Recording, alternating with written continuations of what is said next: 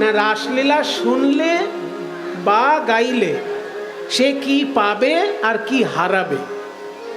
একটা জিনিস পাবে, তার সঙ্গে একটা জিনিস হারাবে, কিন্তু সাবধান। সবই যে একেবারে পাওনা হবে তা নয়, একটা পাওনা আর একটা হারানো। কি পাওনা বলছে সেই শ্লোকে, বিক্রীড়িতং ব্রজবধূভির্দঞ্চ বিষ্ণু। বিক্রীড়িতম মানে বিশেষ ধরনের খেলা, ক্রীড়িতম মানে ক্রীড়া, খেলা, বিক্রীড়িতম বিশেষ ধরনের খেলা। ভগবানের সঙ্গে গোপীদের যে রাসলীলা সেটাও একটা খেলা বটে, কিন্তু ক্রিকেট খেলা বা ফুটবল খেলার মতো শুধু শরীর প্রধান খেলা নয়। ফুটবল ক্রিকেট এগুলোও খেলা, আবার গোষ্ঠলীলা সেটাও একটা খেলা, কিন্তু গোষ্ঠলীলা আর ক্রিকেট ফুটবল কি এক জিনিস? ক্রিকেট ফুটবলে খেলোয়াড়দের শরীরটা ভালো করে খেলে, খুব জোর মনোযোগ দিয়ে তারা খেললে মনটাও খেলে, কিন্তু আত্মা পরমাত্মার খেলা ওখানে হয় না। ওখানে একদল শরীর খেলা করছে, এই দলে 11 জন, ওই দলে 11 জন, 11টা শরীর একদিকে, তার বিরুদ্ধে 11টা শরীর, শরীরে শরীরে খেলা হচ্ছে, আত্মার সঙ্গে পরমাত্মার খেলা হচ্ছে না। কিন্তু যখনই গোপীদের সঙ্গে শ্রীকৃষ্ণের রাসলীলা, সেখানে শরীরটা শুধু ফর শো, সামনে আছে শরীর কিন্তু আড়ালে রয়েছে আত্মার সঙ্গে আত্মার খেলা। ওই জন্য এখানে আসল খেলাটা আত্মা নিয়ে, পরমাত্মার সঙ্গে জীবাত্মার খেলা বা পরমাত্মার এক শক্তির সঙ্গে পরমাত্মার খেলা, পরমাত্মারই মহাশক্তি মণ্ডলীর সঙ্গে পরমাত্মার খেলা, আত্মায় আত্মায় খেলা, বিরাট ব্যাপার। ওই জন্য বলছে বিক্রীড়িতম বিশেষ ধরনের খেলা।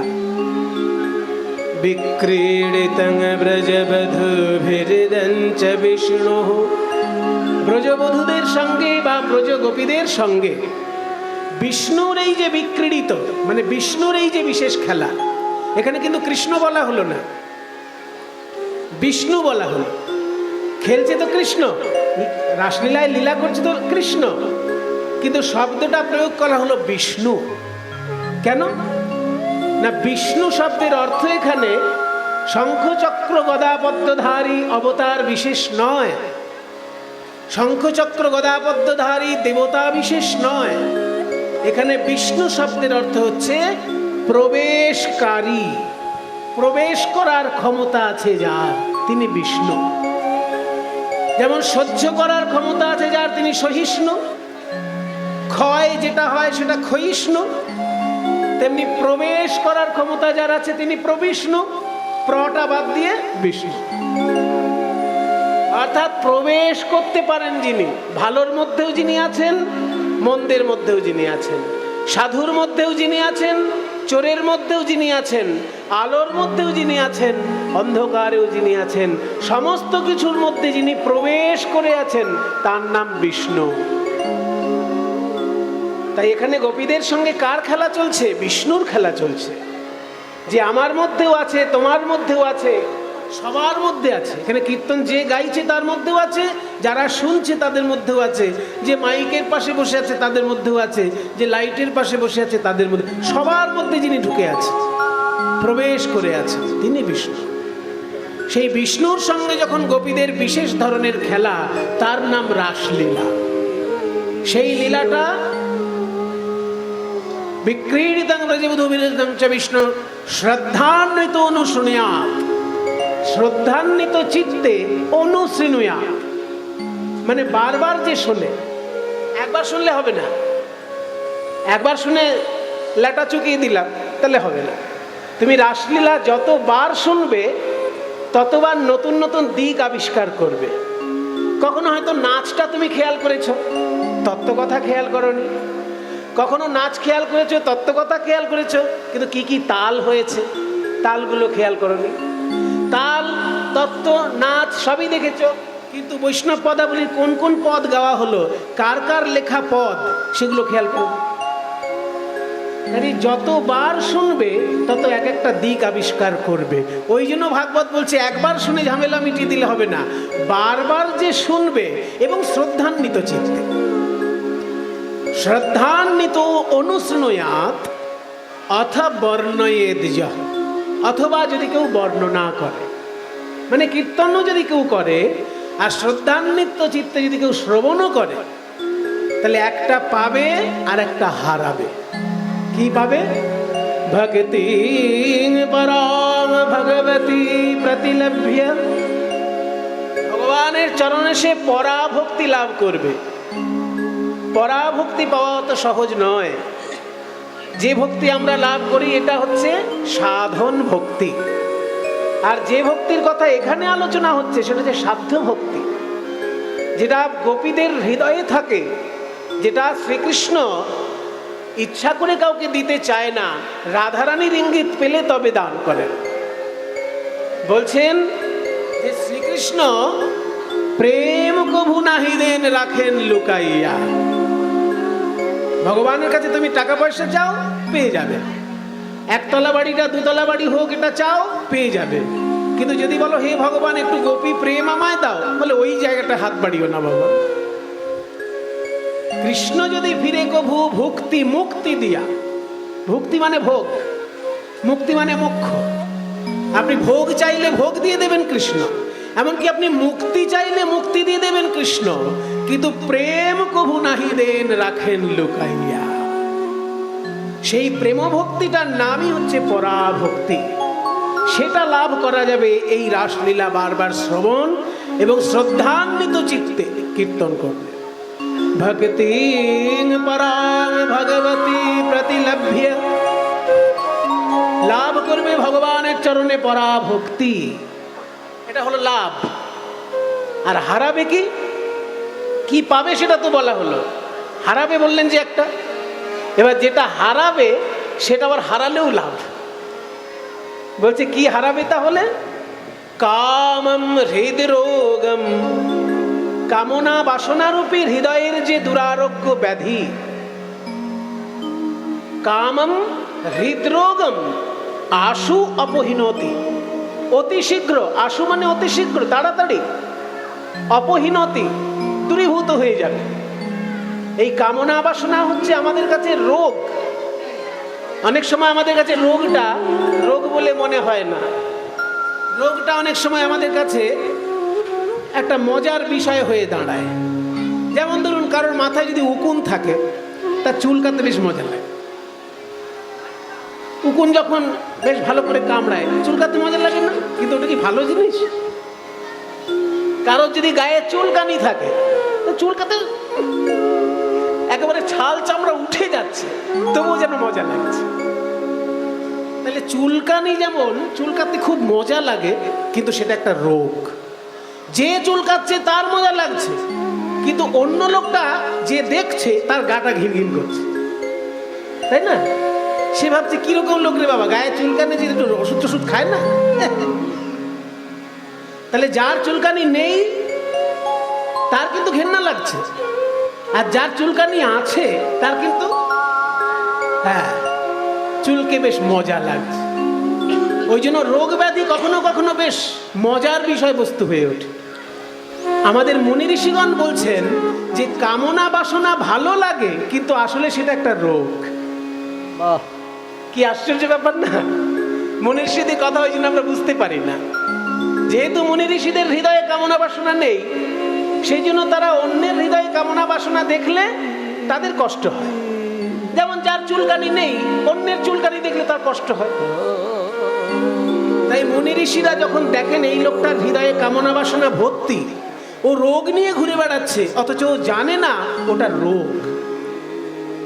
আমার একতলা বাড়ি দুতলা হোক, এটা কে না চায় মশাই? আমার হাতে একটা সোনার আংটি আছে, দুখানা সোনার আংটি হোক, কে না চায়? সবাই চায়। তাহলে কামনা বাসনাটা আমাদের সকলেরই ভালো লাগে, যেমন চুলকাতে আমাদের অনেকেরই ভালো লাগে, সেই রকম কামনা বাসনাটা হচ্ছে আসলে রোগ, কিন্তু আমাদের সেটা ভালো লাগে। মুনি ঋষিদের ভালো লাগে না, তাই তারা সাবধান করছেন এবং বলছেন যে ভগবানের লীলা যদি তোমরা বারবার শোনো তাহলে হৃদয়ের ওই দুরারোগ্য ব্যাধি স্বরূপ কামনা বাসনা তোমাদের আস্তে আস্তে দূরীভূত হবে। কামম হৃদরোগম আশু, কামনা বাসনা হচ্ছে হৃদয়ের রোগ। আসল হার্টের অসুখ কিন্তু হৃদয়ের রোগ নয়। মনে ঋষিগণ বলছেন যে হার্টের অসুখ তো অপারেশন করলে সেরে যাবে, ওষুধ খেলে সেরে যাবে, অনেক ওষুধ আছে হার্টের রোগের।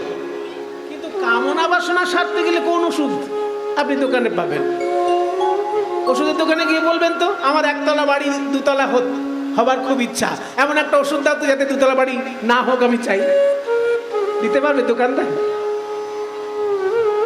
দিতে পারবে না।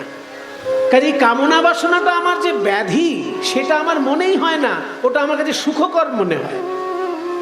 তাই মুনি ঋষিরা বলছেন ওই ব্যাধি যেটা তোমার কাছে সুখকর মনে হচ্ছে, এই কীর্তনের এমন একটা সুফল যে শুনতে শুনতে তোমার আস্তে আস্তে সেই ব্যাধি কিন্তু কখন চলে যাবে তুমি বুঝতেই পারবে না।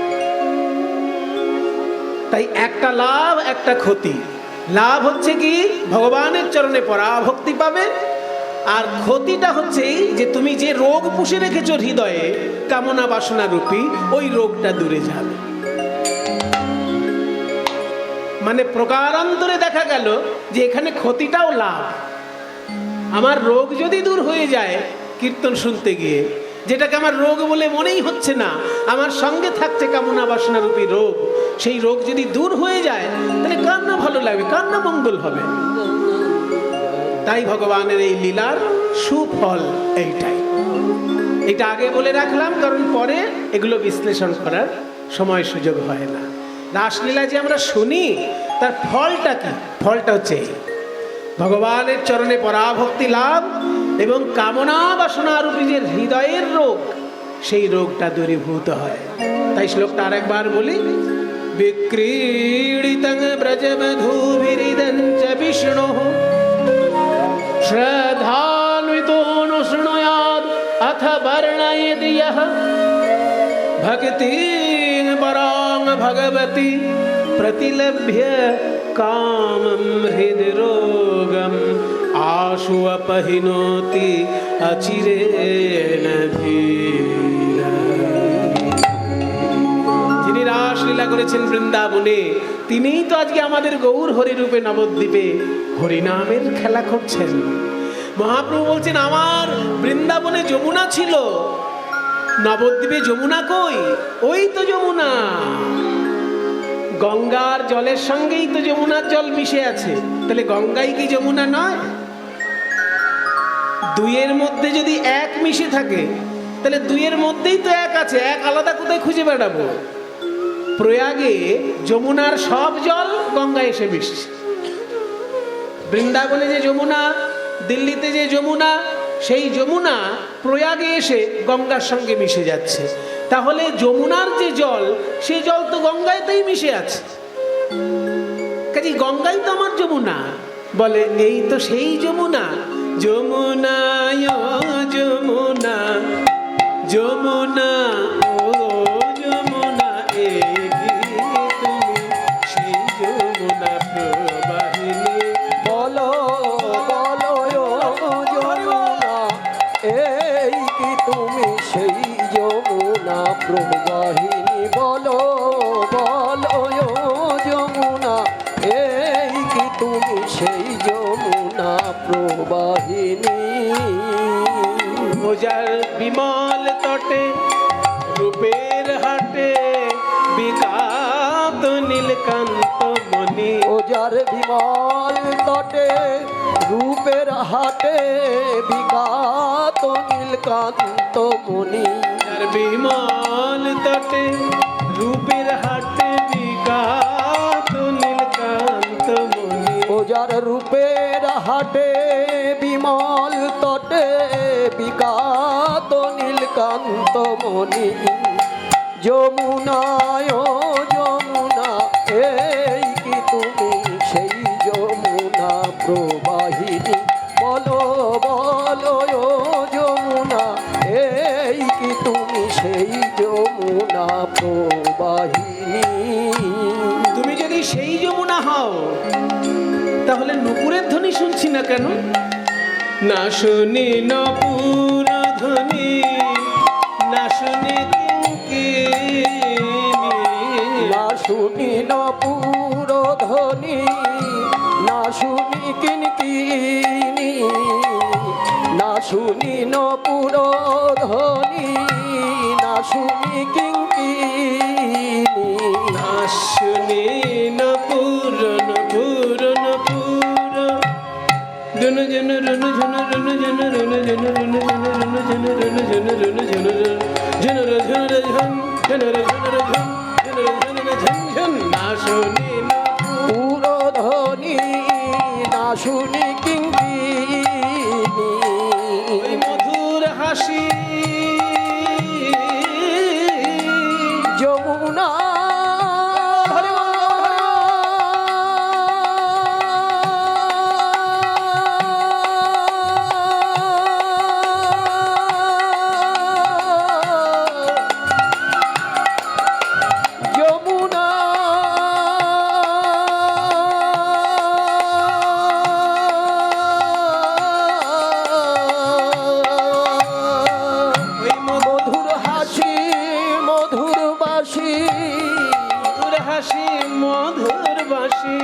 মধুর হাসি মধুর বাঁশি, মধুর হাসি মধুর বাঁশি, হাসি মধুর বাঁশি কেন আর কেন আর কেন আর নাহি শুনি ওই মধুর হাসি মধুর বাঁশি আর নাহি শুনি। ও যমুনা এই কি তুমি সেই যমুনা প্রবাহিনী, বলো বলো ও যমুনা, এই কি তুমি সেই যমুনা প্রবাহিনী। গঙ্গাকে দেখে মহাপ্রভু বললেন এই তো আমার সেই যমুনা। কিন্তু ফুলের বাগানে তো হয়েছিল রাসলীলা। পদাবলিতে বলেছে না, ফুল্ল মল্লিকা মালতী জুথি মত্ত মধুকর ঘূর্ণি। তাহলে সেই ফুলের বাগান কই? আরো দুপা যখন এগিয়ে চললেন মহাপ্রভু, গঙ্গার ধারে থোকায় থোকায় ফুল ফুটে আছে দেখে বলছেন এই তো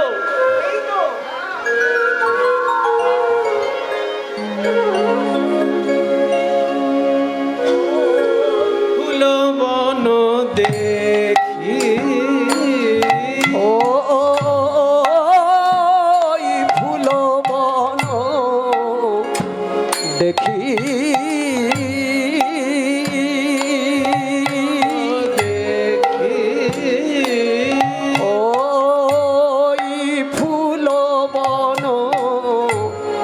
দেখি ফুলবন দেখি বৃন্দাবনের বৃন্দাবনের ওই ফুল বন দেখি, ফুল বন দেখি বৃন্দাবনে,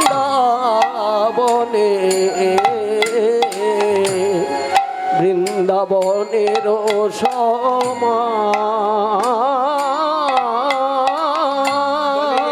সেই বৃন্দাবন বলে এই তো সেই বৃন্দাবন, এই তো সেই বৃন্দাবন বলে এই তো সেই বৃন্দাবন, বলি হেরি গোরা ফুলবন বলে এই তো সেই বৃন্দাবন।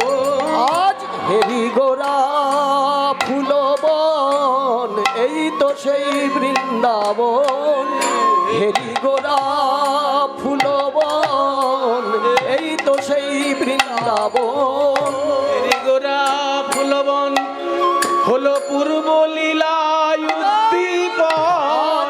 হেরি গোরা ফুলবন বলিলায় উদ্দীপন, আজ হেরি গোরা ফুলবন বলিলায় উদ্দীপন, আজ হেরি গোরা ফুলবন বলিলায় উদ্দীপন, আজ হেরি গোরা ফুলবন বলিলায় উদ্দীপন, বলে এই তো সেই বৃন্দাবন।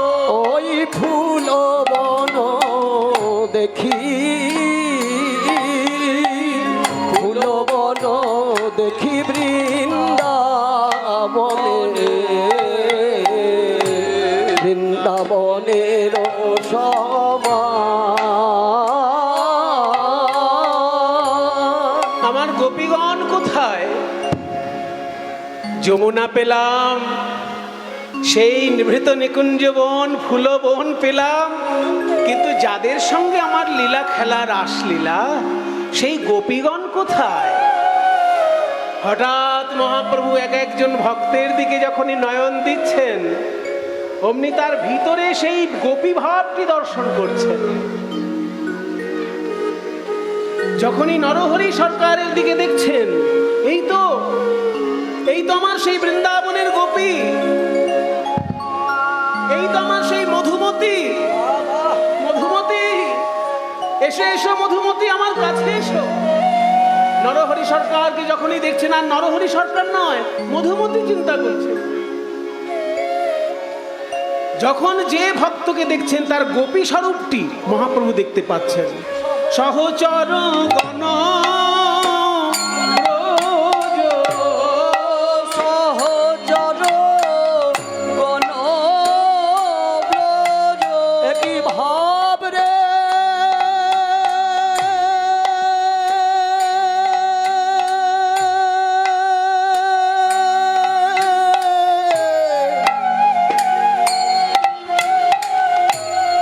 ভাবনিধি প্রভু রামা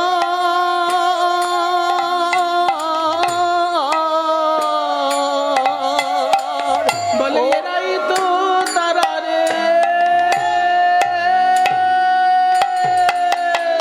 বলে এরাই তো তারা রে,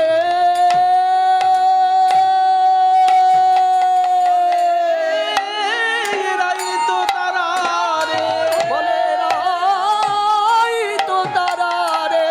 বৃন্দাবনে ছিল যারা, বাবা এরাই তো তারা রে। ওই বৃন্দাবনে ছিল যারা, এরাই তো তারা রে। বৃন্দাবনে ছিল শ্রীধাম নবদ্বীপে এলো। মধুর বৃন্দাবনে ছিল যারা, নবদ্বীপে এলো তারা। মধুর বৃন্দাবনে ছিল যারা, নবদ্বীপে এলো। মধুর বৃন্দাবনে ছিল যারা, নবদ্বীপে এলো। মধুর বৃন্দাবনে ছিল যারা, নবদ্বীপে এলো। মধুর বৃন্দাবনে ছিল যারা, নবদ্বীপে এলো তারা। বলে এরাই তো তারা রে, ওই সহচর গণব্রজ, সহচর গণব্রজ গোপী। গণব্রজ গোপী অনুমা। একটা জিনিস আমার কাছে পরিষ্কার হচ্ছে না, আপনারও কেমন লাগছে? একটা জিনিস বলুন তো, ওই দেখুন মহাপ্রভু, মহাপ্রভুর সঙ্গে যারা নাচছেন তারা সবাই পুরুষ মানুষ। নিত্যানন্দ, অদ্বৈত, শ্রীবাস, গদাধর, হরিদাস, নরহরি। তাহলে মহাপ্রভুর সঙ্গে যারা নাচছেন সবাই পুরুষ, নেই মহিলা নেই। আর শ্রীকৃষ্ণের সঙ্গে যারা নেচেছিলেন তারা সবাই গোপী। তাহলে কি করে আমরা বলছি এরাই তো তারা রে? বৃন্দাবনে ছিল যারা, নবদ্বীপে এলো তারা, এরাই তো তারা রে। আরে বাবা, কৃষ্ণের সঙ্গে যারা নেচেছে তারা নারী, আর মহাপ্রভুর সঙ্গে যারা নাচছে তারা পুরুষ। এরাই তো তারা রে, কি করে হলো? এইখানে পদকর্তায় এক পাশে দাঁড়ায় করজোড়ে বলছেন, মহাপ্রভুর সঙ্গে যারা পুরুষ রূপে রয়েছে তাদের নয়ন পানে চেয়ে দেখো, তাদের নয়ন পানে নয়ন দিলেই দেখতে পাবে এরা সেই ব্রজগোপী। কেন জানো? বৃন্দাবনের গোপী যারা, তাদের মনে মনে সর্বদাই ব্যথা ছিল, আক্ষেপ ছিল। আমরা যদি পুরুষ হতাম, কৃষ্ণের সঙ্গে গোষ্ঠ লীলায় সারাদিন খেলা করতাম, কিন্তু নারী হয়েছি বলে যখন তখন ঘর ছেড়ে যেতে পারি না। তাই আগামী জন্মে আবার যদি কৃষ্ণের সঙ্গে আমাদের জন্ম হয়, তখন যেন পুরুষের দেহ পাই, যখন তখন ঘর ছেড়ে হা গৌর বলে বেরিয়ে যেতে পারব। শুনো হে নাগর বড়, ও হে মুরলীধর, নিবেদন করি রাঙা পায়, তুমি আমাদের এই অন্তরের নিবেদন শোনো। হে নাগর বড় কৃষ্ণ ন সুন্দর, তুমি আমার মণি নও, মানিক নও, যে হিয়ার মাঝারে রও, ফুল নও যে গাঁথিয়া রাখি কেশে। আমাদেরকে নারী না করিত বিধি, তুয়া হেন গুণনিধি, লইয়া ফিরিতাম দেশে দেশে। তুমি যদি মণিমাণিক্য হতে কৃষ্ণচন্দ্র, তাহলে আমাদের হারের পদক করে বুকে ঝুলিয়ে রাখতাম। আর তুমি যদি ফুল হতে, আমাদের খোঁপায় গুজে রাখতাম। তুমি মণিমাণিক্যও নাও, ফুলও নাও, সবসময় কাছে রাখবো কি করে? আর আমাদেরকে নারী না করে বিধাতা যদি পুরুষ করে দিত, তাহলে তোমাকে হৃদয়ে ধরে যখন খুশি যেখানে খুশি পথে ঘাটে সব জায়গায় ঘুরে বেড়াতে পারতাম। এই যে মনের দুঃখ ব্রজগোপী, সেই মনের দুঃখ দূর হয়ে গেল কলিযুগে। সমস্ত গোপী কলিযুগে পুরুষ রূপে এসেছে দেশে দেশে, সেই সমস্ত গোপী কলিযুগে এসেছে মহাপ্রভুর পার্ষদ রূপে। যারা নারী দেহ ধরেছিল বৃন্দাবনে, তারা পুরুষ দেহ ধরে কলিযুগে এসেছে। ওই যে রূপ গোস্বামী, ওই যে সনাতন গোস্বামী, ওরা সবাই গোপী। তাই যখনই বৈরাগ্য উদয় হয়েছে, হা গৌর তোমার হলাম বলে গৃহত্যাগ করে মহাপ্রভুর চরণে চলে। তাই পদকর্তা এক পাশে দাঁড়ায় বলছে, এরা সেই বৃন্দাবনের গোপী কিনা, এনাদের নয়ন পানে চেয়ে দেখো।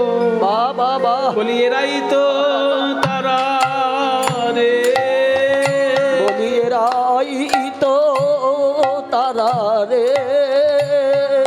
এরা নয়ন ধারায় পড়লো ধরা,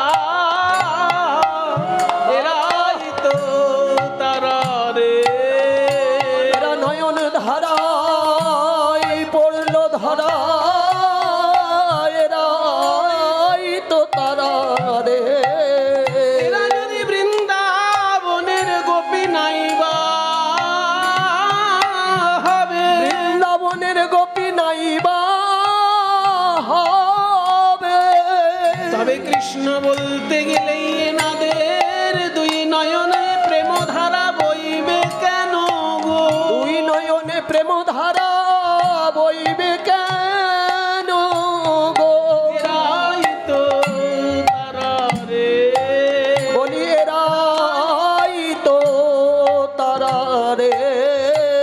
এরা নয়ন ধারায় পড়লো ধরা, এদের কৃষ্ণ বলতে বহে ধারা। নয়ন ধারায় পড়লো ধরা, কৃষ্ণ বলতে বহে ধারা। এরা নয়ন ধারায় পড়লো ধরা, কৃষ্ণ বলতে বহে ধারা। নয়ন ধারায় পড়লো ধরা, কৃষ্ণ বলতে বহে ধারা। নয়ন ধারায় পড়লো ধরা, কৃষ্ণ বলতে বহে ধারা। নয়ন ধারায় পড়লো ধরা, কৃষ্ণ বলতে বহে ধারা। বলি এরাই তো তারা রে। কীর্তনের দলে নানান বয়সের লোক থাকে। এই যে আমাদের কীর্তনের দল, যে ছেলেটি খোল বাজাচ্ছে তার বয়স অল্প, এখনো বিয়ে হয়নি। তার পাশে যে ছেলেটি খোল করতাল বাজাচ্ছে, তারও বয়স অল্প, এখনো বিয়ে হয়নি। আর বাকি সবার বিয়ে হয়ে গেছে, তাই তো? তাহলে এই যে অল্প বয়সের ছেলেও খোল করতাল বাজাচ্ছে, আর আপনার বয়স কত হলো? দাঁড়ান দাঁড়ান, ওই দেখুন বলছে 70। তাহলে 70 বছর ওনার বয়স হয়ে গেছে, আর এদিকে সব ছোট ছোট ছেলে। কীর্তনে যদি নাচার সময় আসে, তাহলে বেশি বয়সের লোক নাচবে না অল্প বয়সের লোক বেশি নাচবে? কে নাচবে বেশি? যার অল্প বয়স তারই বেশি নাচার কথা। কিন্তু মহাপ্রভুর দলে হয়েছে উল্টো।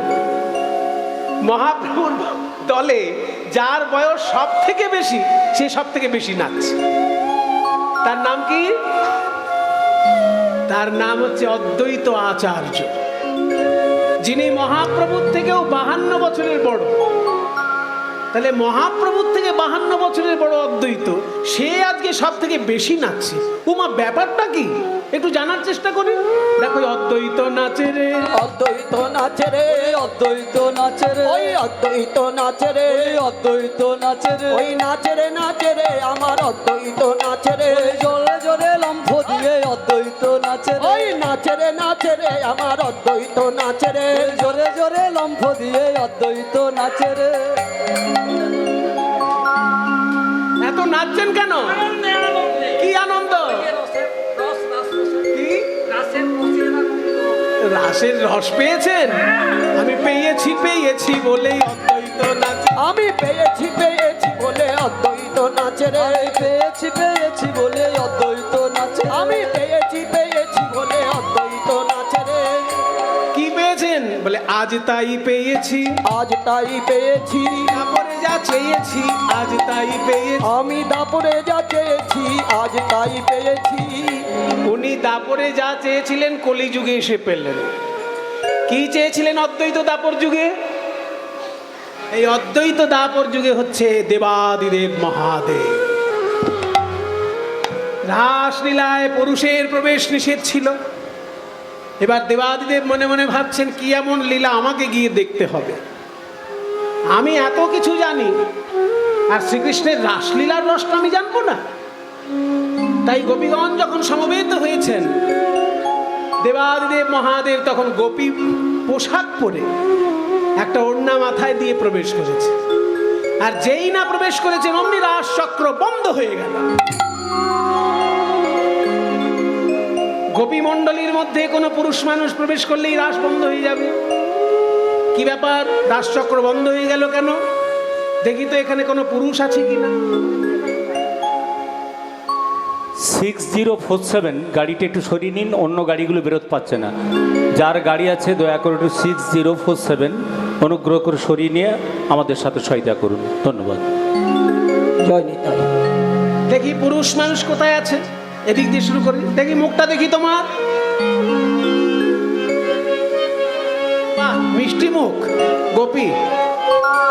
তোমাকেও তো গোপীর মতো দেখতে। তোমার একটু বয়স হয়েছে, তবু গোপীর মতো দেখতে। সবই তো গোপী দেখছি, কিন্তু এত লম্বা গোপী কোত্থেকে? মাথায় আবার ঘোমটা, আবার কোমরের কাছে দেখা যাচ্ছে একটা সাপ ফোঁস করছে। এই সাপ নিয়ে কম গোপী এলো রে বাবা। তুমি কে গো? তোমার? আমি শ্বেত গোপী গো। শ্বেত গোপী মানে গায়ে সাদা সাদা ছাই মেখেছে তো ফর্সা হওয়ার জন্য? শ্বেত গোপী? দেখি তোমার ঘোমটা একটু সরাও তো, আমি দেখি তোমাকে। দেখি একে আবার পিছিয়ে যাচ্ছে কেন? তাহলে তো নিশ্চয়ই ব্যাপার কিছু আছে। দেখি এই সাপটাকে সামলাও। দেখি মহাদেব, তুমি এখানে কেন এসেছো? মহাদেব, হিতাই গৌর হরি বল। তুমি গোপী হতে পারোনি বলে গোপীর পোশাক পরে এসেছো? হে দেবাদিদেব মহাদেব, তুমি তো জানো না, অবজানন্তি মাং মূঢ়া মানসিং পরমাত্মাশ্রিতং পরং ভাবমজানন্তো মম ভূত মহেশ্বরী। আমার সত্যিকারের স্বরূপ জানতে না পেরে পোকা লোকেরা আমাকে নররূপে লীলা করতে দেখে আমাকে অবজ্ঞা করে। সাধারণ মানুষের মতো তুমি আমার রাসলীলাকে সন্দেহ করে গোপী না হতে পেরে গোপীর পোশাক পরে এসেছো। তুমি অসম্মান। তাই আমি তোমাকে অভিশাপ অভিশাপ দিলাম